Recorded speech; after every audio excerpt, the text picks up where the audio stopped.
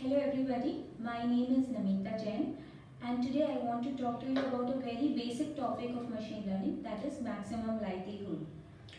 We know that in this world there is a lot of uncertainty and we live and we take our decisions under this uncertainty and we learn from our experiences and we want machines to do the same, and that is why we have this subject machine learning.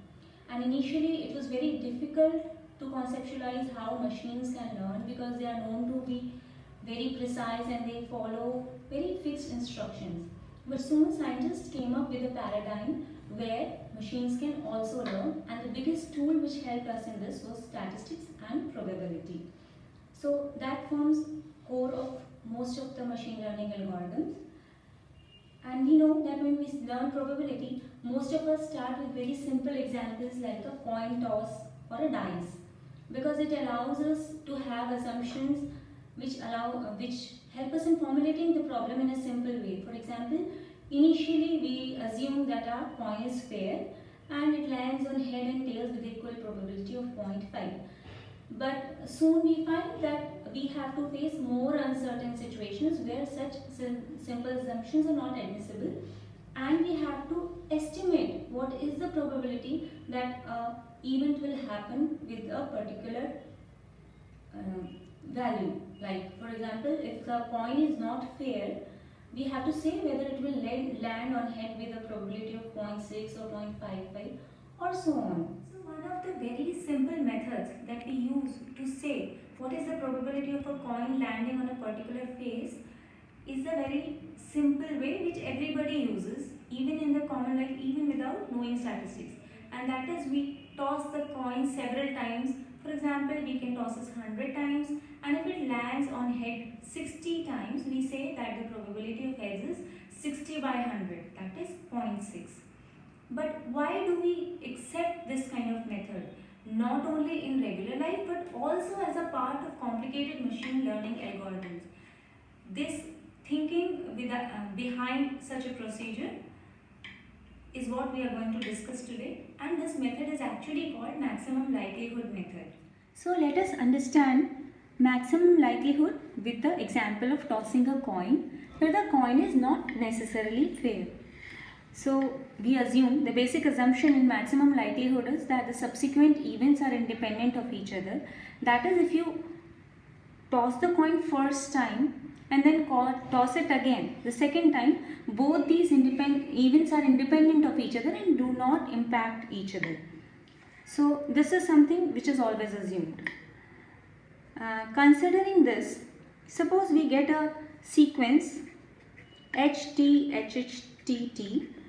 So we will say that since each of these are independent of each other, the probability of the entire sequence occurring is given by P 1 minus P, P, P, 1 minus P, minus P again.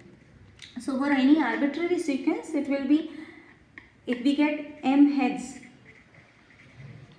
and N minus M tails, so we will get P to the power M and 1 minus P to the power N minus M.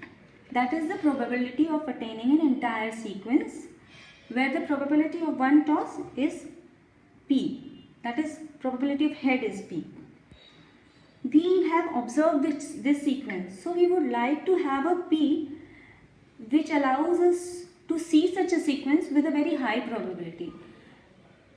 So we will like to maximize the probability of observing this sequence. That is the basic thinking behind maximum likelihood. So this is the probability that we got and we would like to maximize this. And since taking a log will simplify our working with it, so we take the log likelihood. So this is likelihood, and the log likelihood, that is denoted by L, it will be given by log of this.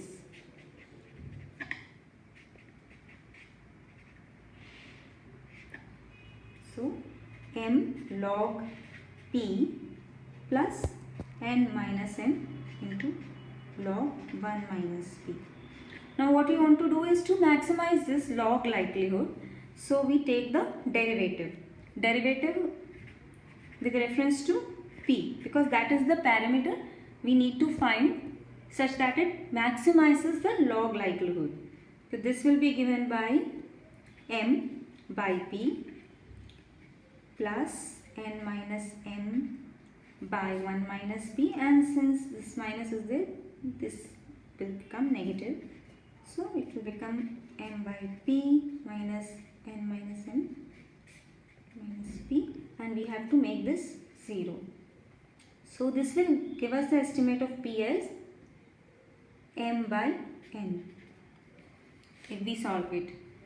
So this is how we say that finding out this average gives us the actual estimate of the probability, not the actual probability but the estimate of the probability, and this is for the discrete case. And in a later video we will discuss how this can be generalized to a continuous distribution. Thank you.